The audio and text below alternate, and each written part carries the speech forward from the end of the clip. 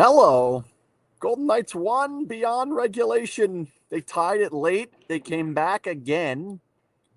Again, we got to figure this part out. Did score first today and then gave it back up.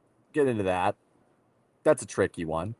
But overtime, kind of a mess again. There were a couple chances. Knight made a couple saves. Hart made a bunch of very good saves. Shootout. Not sure why Shea's going fourth, but eventually Shea went fourth. We got there. Get the win. All right. That's good. That's good. I'm a little hesitant. I'm a little hesitant today. And I'll tell you that because they did not play well at all in this game. And I know like the storyline is going to end up going on Carter, and we're going to get to Carter. And I know everyone's here for the stuff about Hart, and we'll get to that. We will. I promise. I'm not going to go long on it. Or on this. I will go on that. The odd man rushes were a disaster today. The neutral zone play was not very good offensively. The two goals they scored, they popped the 2-on-1. It's not a particularly good pass. It goes in off their skate. The other one, it's a high tip play that goes in off their skate that is wide. They scored one. That was a very good goal. Very nice. Eichel continuing to do his thing by getting through the neutral zone and getting the job done and then putting themselves in a good position. Bowman sticking with it. Good to see him getting back on the board. It's been a minute for him. I'd like to see Pavel do that as well at some point. He had a couple looks on the power play. Special teams was stupendous. Like, I know they end up 0 for 0 on the power play, but it was good. It was good. Like, there were a couple of really nice chances. There was a lot going on that. And then penalty killing was fantastic. Like, I don't think Chicago had a very good power play day nonetheless, but a large part of that is because of what the Golden Knights were doing at the blue line along the walls, taking away their favorite play, which Cassidy talked about in the postgame. Really, really good. So in that respect, I like that. I think that portion is nice. If they can keep getting the penalty kill going in the right direction, that's going to give them a lot of life in these games, because of the fact that when we have games that go both ways with power plays, usually the Golden Knights are going to outscore the other team. It didn't end up happening today, but that's okay. That's a good part. The 5-on-5 wasn't good.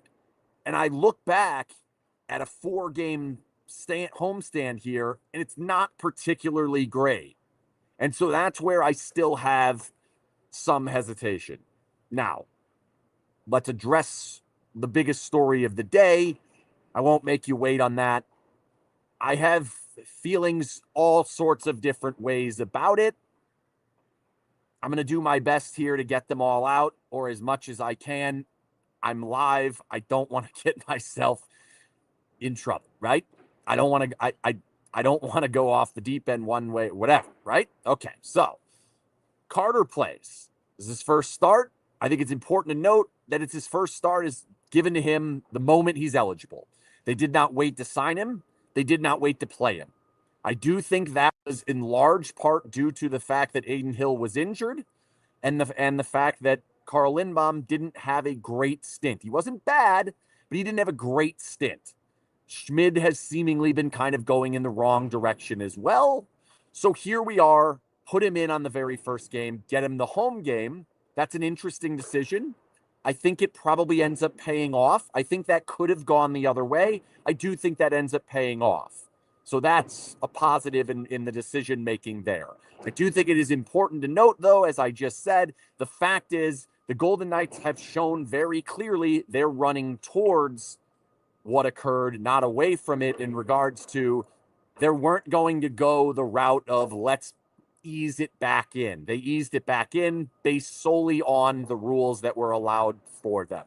They did not wait. They played in the very first game. Now, beyond that, the first shot of the game, he stops. The second shot of the game, he does not. He admitted after the game that he was a bit over anxious, and I think that's perfectly fair. I want to be very clear. I don't think we should be judging this game one way or the other very strongly at all.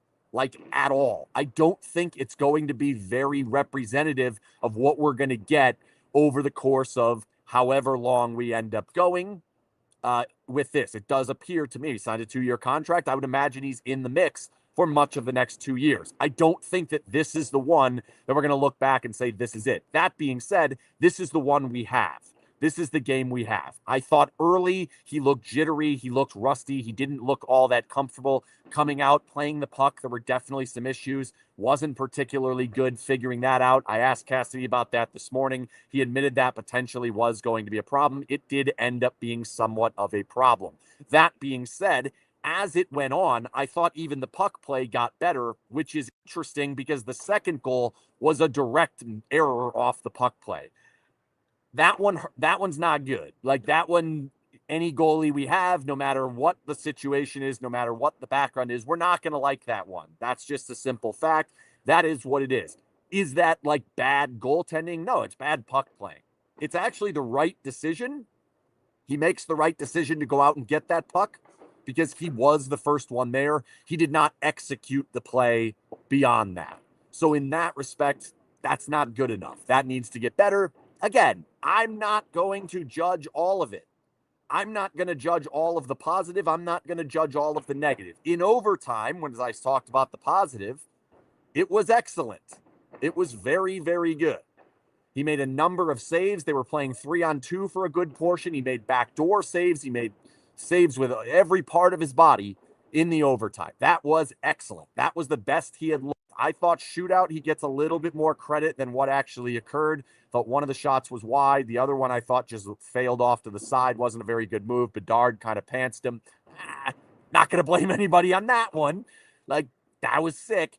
But, like, the Golden Knights win the game. The Golden Knights were better in shootout, which has not been the case, of course, across this season. They were not the better team in overtime. He was the better goalie in overtime. In regulation, he was not the better goalie. And they got bailed out because of their penalty killing being so darn good.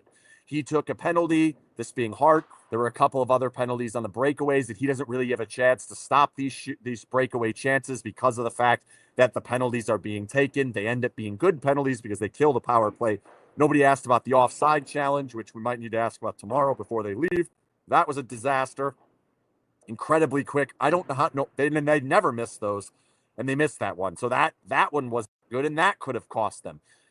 Overall, in the regulation portion of the game, I thought he was fine. Carter Hart was fine. It was all right. Overtime, very good. Shootout, I would argue, fine. Not great. Certainly not bad. Comparing him to the other goalies, we will get there over time. I'm not going to do it today. I don't think it's right to do it today based solely on the fact that I did not want to go overboard about the fact of what occurred today. Now, after the game, there was a clear moment with the team. Now, they were very aware that they had lost 7 overtime games in a row. So they wanted that game badly in overtime to not lose an 8th game in a row, to not have a 9th game in their loser point column. They were all over that. That was an important overtime, an important shootout to the Golden Knights. That is clearly there. Now, they then went over and mobbed him in a similar way as they did with Carl Lindbaum. Okay, so it clearly meant something to the team, to the players. It obviously meant something to Carter. We'll get into that one next. I don't know what it's going to look like as they rally around or whatever with Carter moving forward. That is something we're going to keep an eye on. Clearly, through one game, they were very happy and on board with him to win. Obviously, they're going to be happy with them to win. As far as playing the game, they weren't particularly good. So I don't know that it's like we can just simply say, well, they put the goalie in there, he sparks the team, they play a great game. That didn't happen. Yes, they win the game. Yes, they find a way through it. Yes, they're all happy about it, but I'm not going to go down that path yet. That being said, now they're going to go ahead on the road. There's going to be all the questions that they're going to get from people that are not here, that have not been asking these questions since the beginning. There's going to be constant questions about it. There's going to be constant situations where players are going to have to deal with it. Carter's going to have to deal with it.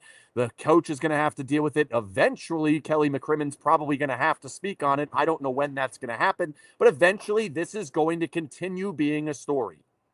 And the story is not necessarily how good is he on the ice. So that portion of it is yet to be seen. It is not quote unquote over or whatever. We will continue to move forward. We will continue to judge the goaltender as it goes forward. But we also do have to keep an eye on the fact that this is a bit of a circus.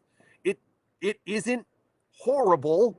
I think it could have ended up worse. I think there could have been media members from 50 different cities here talking about it. That didn't happen. There could have been more opposition in the crowd. That didn't really happen. There was not any booing that I heard. There was one sign. I didn't see it until afterwards. That's on our Twitter. I posted most of the signs were in support of Carter Hart. So it feels like the Golden Knights fan base is now on board to a certain degree. Now, that is also the vocal portion of it. There are probably non-vocal portions of it. We will see. We will continue to carry on moving with that, moving forward. I do want to talk about his little moment in the locker room. So he comes up and he has his scrum. This is the third press scrum that he's had with the Golden Knights. Once was the couple days after he signed, or maybe it was the day that he actually did sign that they put out the statement. The next one was this morning, or yesterday. Sorry, he didn't talk this morning. It was yesterday morning, and then today after the game. He has had a very, very monotone's not the right term. There hasn't been a ton of emotion in what he's been saying, in those media scrums, in what he's been saying publicly. It's been very, measured. I'm trying to find the right word. I don't know that I necessarily have the right word. It's been, maybe measured is the best way that I'll put it. Today was different. After the game was different. There was clearly emotion that came through. I'm not sure he actually fully shed a tear. It did feel like he was fighting the tears back. Maybe he did shed a tear. That is a very human moment, a very understandable moment, and I think a very well-meaning moment as long as it comes through the right way, which in this case, I think it did. He did have a long way to go to get back to here. And a good portion of that time, I can only imagine he was probably saying to himself, I don't know that this is ever going to happen again. And this isn't about the contract or the money or anything of that. You have to understand that this is a person who grew up playing this game. That has been his identity, his life throughout all of this. It gets taken away. We can debate whether that was deserved or not, and there will be that debate moving forward. I think my opinions have I'm kind of understanding of seeing what the entire story is. I'm doing my best to do that. It gets taken away from him, right? Now he gets the opportunity to come back and he plays in the game. And then he gets the kind of moment afterwards to reflect and realize that portion is behind him. This portion is now in front of him. There are going to be bumps in the road. There are going to be things that haven't occurred to this point that will occur for him. Questions that he doesn't like or are probably not even fair from media on the other side. I think there's certainly going to be some portion of fan interaction towards him on the road that wasn't necessarily here. All of that is potentially in front of him, right? But in all of it, he's now back to what he wanted to do his entire life. And he's gotten the opportunity to do it. And in this particular game, it ends up going well. I don't think it was perfect. He admitted it wasn't perfect. It ended up going pretty well for him. So I understand, and the human moment to see that occur, as far as I remember, it's the second time ever I've seen a player have genuine tears. This one was different. The other one was Alex Tuck after they lost in the Stanley Cup final. And he made the comment, I don't know if I'm ever going to get this chance again. And now looking back 8 years later, I don't know if he's ever going to get that chance again. This one's obviously significantly different, right? It's much different. However, that human moment, you can't help but feel something there, right? You can't. Whatever you feel about it, and I hope people are open-minded enough to try and gather the entire picture as opposed to picking and choosing pieces of the picture happening on both sides. I'm not saying, and arguably, I don't even think there should be sides on this, but that's a different story altogether. I've posted something on said thing. There's a lot of picking and choosing. No matter what, the human being, to see it happen, that makes everyone feel something. Makes me feel something. That's going to make everyone feel something. And I think clearly that's going to make his teammates feel something. And that is, like, I think that was good to see. I at least I felt like that was a moment that's like, there is a human behind all of this.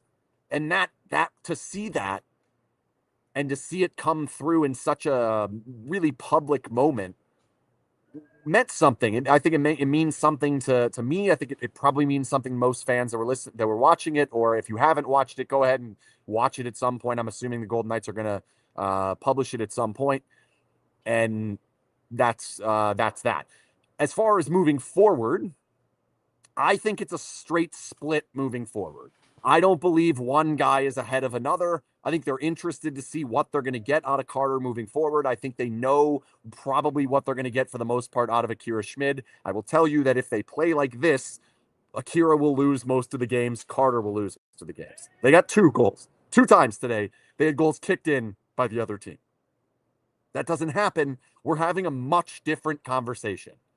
A significantly different conversation. And I don't think that was necessarily because of the goaltender. In overtime, it was absolutely about the goaltender. I want to make that very clear because I could hear people yelling at me, what are you talking about? Yes, overtime, no question. He was excellent. It's the best overtime goaltending we've had all season, obviously.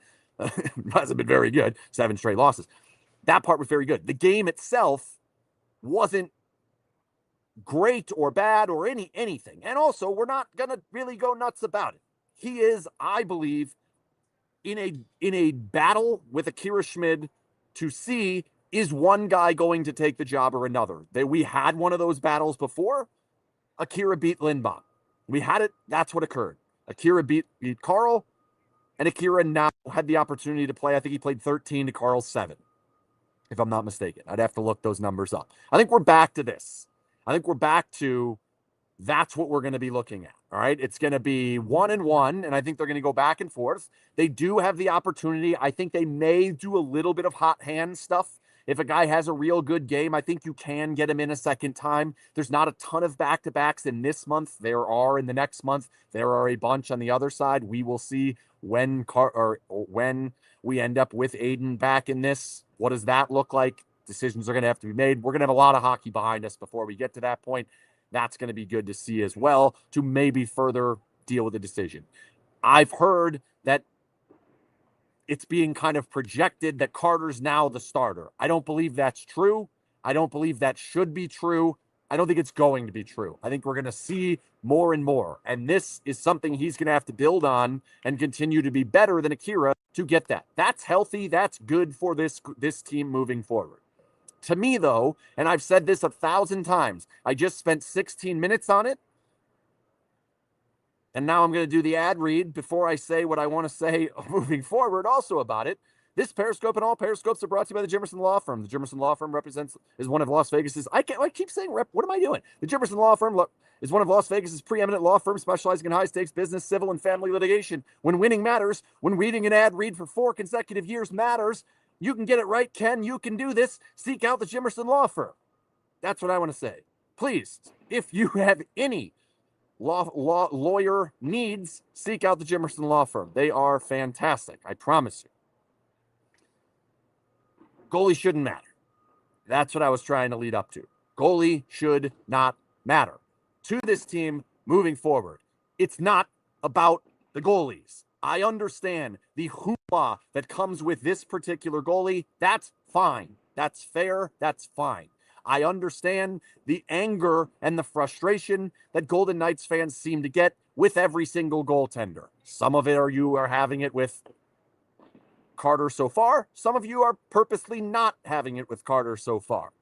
Moving forward, we will probably land back on it because we will end up watching a bunch of hockey and everyone will then end up hating the goalie because that's what has been happening. That's what's going to happen. And I'm going to keep telling you, yeah, about the jacket. My other jacket is really high, and I think it makes me look like vampire-ish, my SinBin jacket. So I took it off, and then I realized I had the Bucks one on, and I don't particularly, I wish I didn't. And all I have under this is a black t-shirt, and I will freeze my ass off in here if I don't. So deal with and I'm trying to like keep it under the thing, but I know I'm jumping around. That's on me.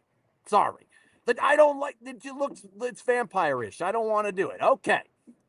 I don't think goalie is going to matter long-term for this team. I don't know why I'm clapping, but I am clapping. I don't think it's going to matter that much. The reason I say that is because if this team is going to have success in the biggest moments when it absolutely matters, they have to insulate these goalies. They have to. I think they would have to insulate Carter Hart. I think they have to insulate Adin Hill. I think they have to insulate Akira Schmid. That's what's going to have to happen. So far in this season, it's been better than I expected. However, it has impacted their offense. Today was not good. Today was bad. They got away with today because they took 5 penalties and killed them all off. If any of those power plays ends up in the back of the net, or if one of the breakaways ends up in that were all saved due to penalties, if any of those goes, they lose the game in regulation. We don't get to see the Carter Hart overtime that gives him the feel-good story of the overtime. We don't get to see what we ended up seeing, and we feel significantly different with that. Okay? So that's where I will go back to. They must defend at an elite level. They have to. Today didn't happen. That's all right. That's okay. Didn't happen on whatever. It's not a big deal. Over the course of 26 games, it's been pretty good. It's been pretty good, right? It has. So in that respect, that's a positive. But I do think it's muting some of what they're doing offensively, and I think they're trying to find the gap in between that.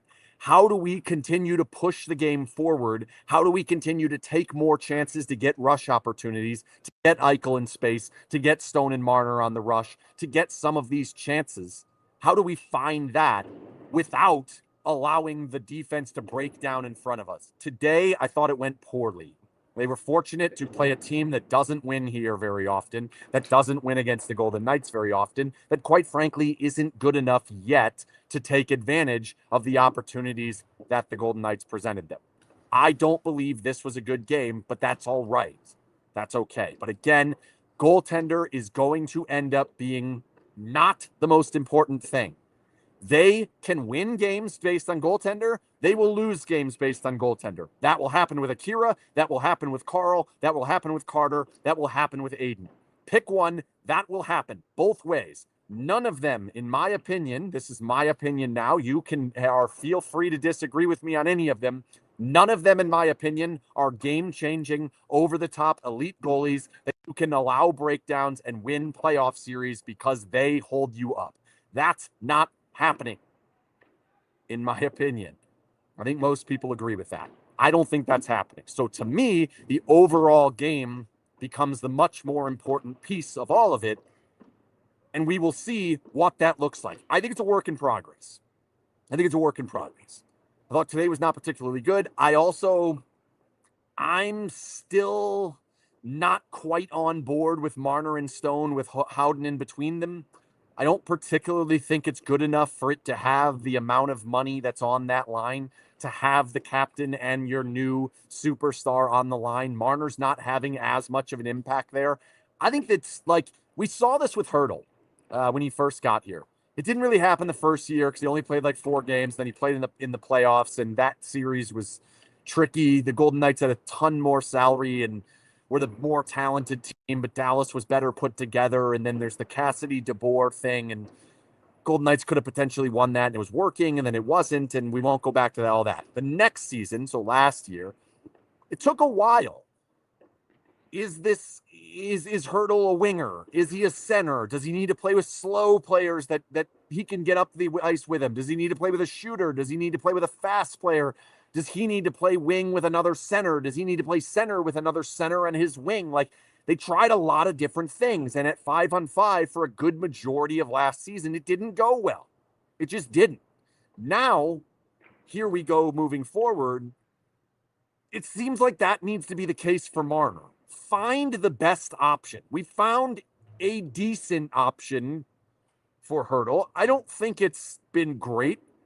I think Pavel not having a goal at 5-on-5 for whatever it's been, 15 games or something, like, that's a problem. That is an issue. I think it's affecting him on the power play as well. Not seeing them go in, it seems like it's affecting him a little bit. That's one we're going to have to figure out, because without that, without Pavel, and I'm like, without Pavel being a goal scorer, there aren't many goal scorers, and it's going to be very difficult to find ways to score goals in the most difficult moments. And we're already seeing it to a degree. This team's not as offensively gifted so far as we thought they were going to be. Part of it, admittedly, their shooting percentage is poor. Will that change? I don't know. I really don't know. I think it's inevitably going to get a little bit better, because inevitably the Blackhawks are going to kick multiple pucks into their own goal. That's going to happen.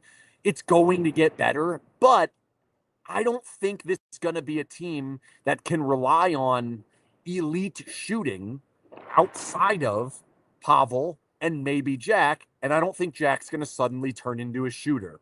So finding the place for Marner, I think, is a crucial piece of what has to happen moving forward. I don't believe the answer is Stone with Howden. Does it change when Karlsson comes back and all of a sudden that's a completely different look? Possibly. When's that going to happen? I think it's going to be a minute. I think it's going to be a while. So what's the answer in between it?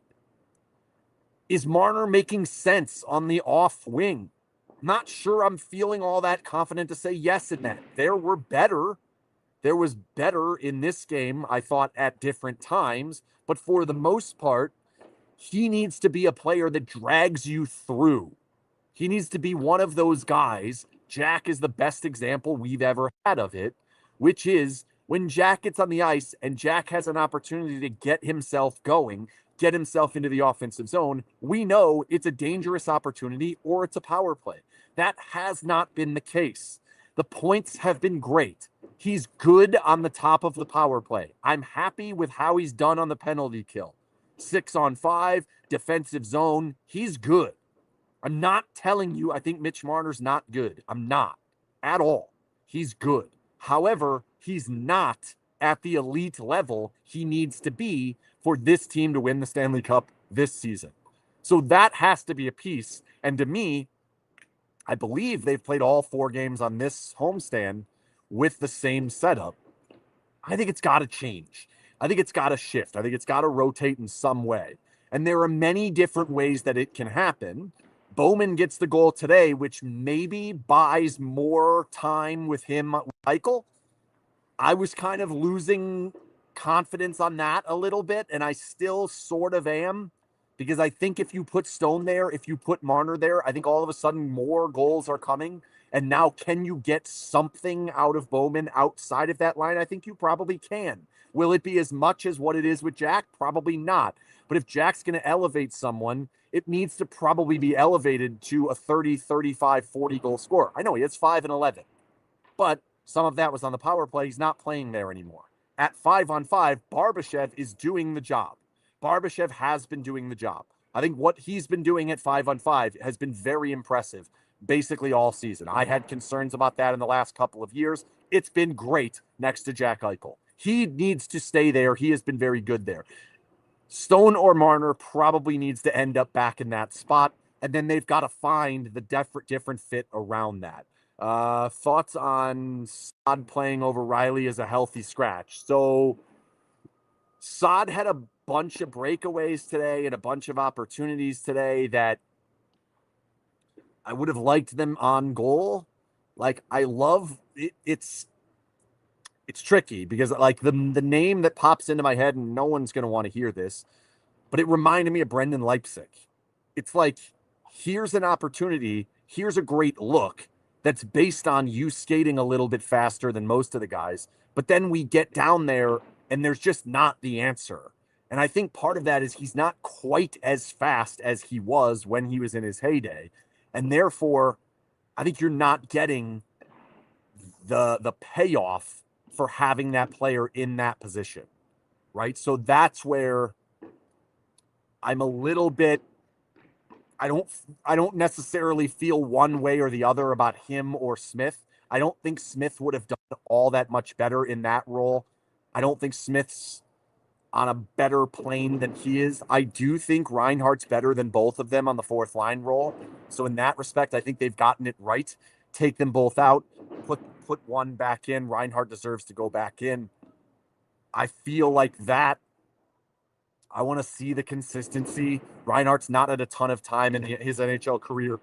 Like, I want to see more consistency with that before I'm like, that's the answer. Also, if they ever get back to healthy, Howden goes back down in that role. Does that boot Sissons out against Reinhardt? We could talk about that if we ever end up in that situation. But for now, I applauded the move of taking both Saad and Smith out of the lineup for the day. I agreed with the fact that Holtz isn't the answer. Holtz is not going to be the answer. I wouldn't mind seeing Uchaz. I don't know what's going on as much with him in the AHL. The reason I say that is because those were the two, him and Bowman, that I feel like over the summer, into rookie camp, the rookie games, into training camp, into preseason, I felt like those were the two that like kind of stuck out. And now Bowman gets put in this opportunity and is doing well, or at least well enough for the past few games. That's been good. Can we get more youth there? There is actually a roster spot because Megna's currently on the roster. Maybe he does have to go on the road trip in case you lose somebody. That's fine. But maybe that can be looked at. I don't know that there's many others. I don't think Connolly's ready at this point. Let's see what he looks like in World Juniors. That's great to see him on the World Juniors. It's nice to see him healthy. That's certainly a positive. Yeah, I think should have kept Olofsson, I think, is a fair argument. I think that would actually open up some of the options up the lineup. That would put Pavel in a different spot. That would potentially put a shooter on a different, wherever, with Stone, with Marner, wherever. Yeah, I do think that one, looking back, probably does look like a little bit of a mistake. The point on Kolazar is I think Kolazar's continuing to do the job. I understand the finish isn't there and he missed another one today. I get that. I think you're going to get some out of him as we move forward. So I don't think that's like a huge issue. The other problem is like there's not really another right-handed player to play in that spot. And part of the role of that group is to play a lot of defensive zone draws. When you have so many defensive zone draws, you want the correct stick along the wall. You want to have the way to get out of your own zone. You want to have that comfortability with having the right stick along the right wall, if that makes sense. So I don't think he's necessarily going to come out, at least not anytime soon. I do think there's an overabundance of top 9 right stick players, even though Dorofiev's a left stick, but I think he's better on the right. I think he's more impactful on the right. So now you have 4 of them: Bowman, Stone, Marner. I don't know why I said Bowman first. Probably should have said the captain. Stone, Marner, Bowman, Dorofiev. Whatever. I was doing it alphabetically.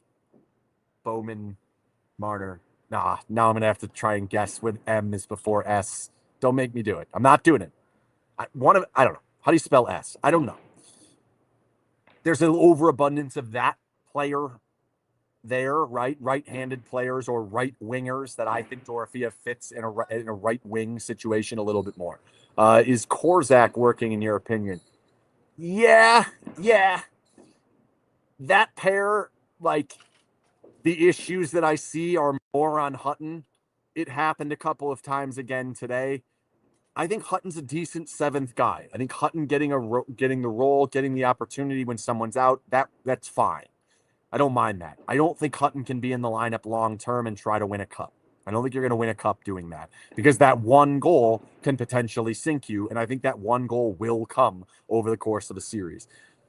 Korczak, I thought we might be farther along at this point. I think he's pushing 100 games or so in the NHL. I thought we'd be farther along.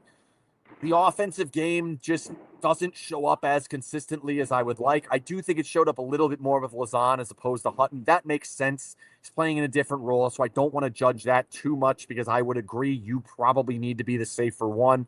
I thought he'd be closer to a more consistent, more reliable defensive stick all the time. It's not like he's bad. It's not.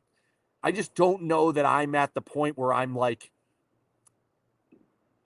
that the level, I guess, well, the way I'll say this is like the level of comfortability I felt. Is that how you say that? Comfortability? How comfortable I felt. Now I feel like I'm saying the word comfortable so many times that I can't even, that's a bad word now.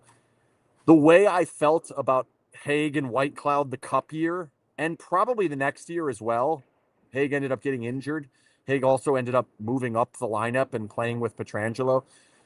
The way you feel with Hague and Whitecloud in the fourth or third pair, we're not there or even close with Korczak, Lauzon, Hutton.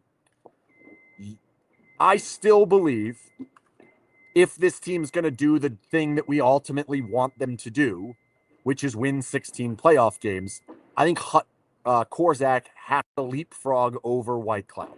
I think Whitecloud has to fall back into the third pair role, and I think Korczak has to leapfrog that. That has not happened to this point. So in that respect, I'd say it's underwhelming. Has it been bad? Definitely not. Am I asking myself questions and answering them? Yes.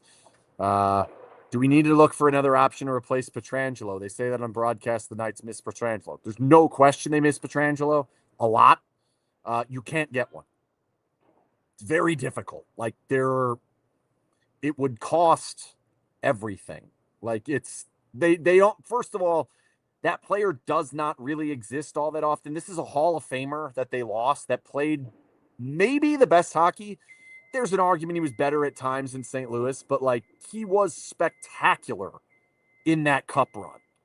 He was very good in the postseason the prior year. Well, the bubble year, 21. He was real good in that postseason. Well, after blowing the first game. Put that in there.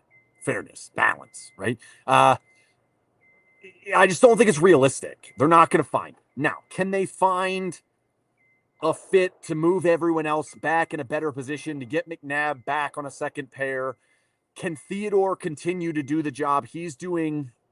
My issue with Theodore is I think he's doing the job defensively, but it's muting a big part of what they need out of Theodore. And like, it's hard for them to win consistently when they're not getting some of the scoring. What did it take today? It took 2 goals. They were kicked in. It took a late goal in the last 2 minutes, right before they were about to pull the goalie out. It took killing 5 penalties. Would have been nice if they got the power play, so that maybe can all arguably offset itself.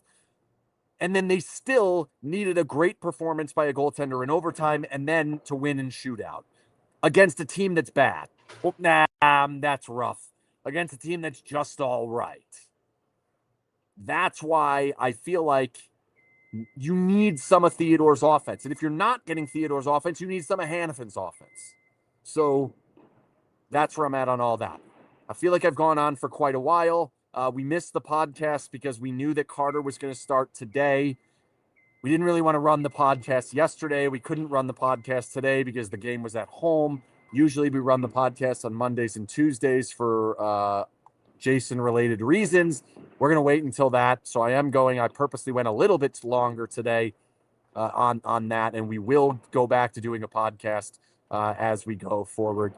Probably on Monday or Tuesday. We'll see how that lands. But that's why that didn't happen. I planned on it, I didn't think Hart was going to start the first game. I really didn't. I thought they were going to go with Schmid today. I actually thought they were going to go Schmid back-to-back and then potentially once again, but they didn't. Carter the opportunity. He goes in. I've talked about that. Again, I feel good for the human being getting the opportunity to now move on. Whether that is, again, I'll just leave it at that. I'm happy that we saw that. I'm happy that he had a good performance in overtime. I'm happy that the team gets a win beyond regulation, so that monkey is kind of off the back. I would like to see them score an overtime goal past a goalie. That would be nice. It would be fantastic. That's that. What did I ask Santa for this year? What do I ask Santa for? I already bought the thing I wanted, which was the FIFA video game. It's good. It's good. I'm not as good as I was on the other one. What do I want from Santa this year? Maybe like a Chick-fil-A gift card, I think. Yeah. I think maybe a Chick-fil-A gift card. Yeah. We're gonna do a watch party. The first one of the year. I meant to do one in this month, and then we didn't. We're gonna do a watch party in soon. I was going to say a few days. I don't think we're doing it on Friday. I got to look at the calendar. We got to figure out exactly when Giordano's has space for us. We're going to do that coming up probably on this road trip. Maybe it's the next road trip. It's happening soon. I hope everyone who has not come to one of these decides to come to one of these because the new pizza's awesome. I'm not joking. The new pizza's fantastic. The tavern style Giordano's pizza is legit. Like, I like it better than the deep dish pizza, and I sold you guys on deep dish pizza for like 5 years. I will continue selling you on deep dish pizza. It's awesome. I don't know why I can't say that word today. It's great. Please come to the next watch party. I don't know. It's going to be one of these days. I don't remember what day. It's definitely not Friday. It's definitely not going to be Sunday. It's probably going to be right after that. So I'll tell you. We got that coming up. Podcast next week. Periscope probably not after Friday. We'll see what we decide on Sunday. I don't know. Might be a minute on that. So you got Chicago thin, less or greater than deep dish. I feel that way right now, today, in this moment, probably because I've had like 7,000 deep dish pizzas from Giordano's. I think it's like less than or equal to, not greater than or equal. Right. That's what I'm trying to say. It's good. Come try it. I promise you. It's good. You can even steal a piece of mine. I'm going to get a giant one. You steal a piece of mine. That's all I have for tonight. Thanks again to the Jimmerson Law Firm for sponsoring this Periscope and all Periscopes. Yeah. They wanted a regulation, and the new goalie was really good in overtime. That's all good. These are all good things. The game itself wasn't very good, but they won. So take it, run with it. It's a home win. Hasn't been a ton of those. A lot of fans have been here a lot, haven't had a ton of those. We're able to get that. That's it. Good night.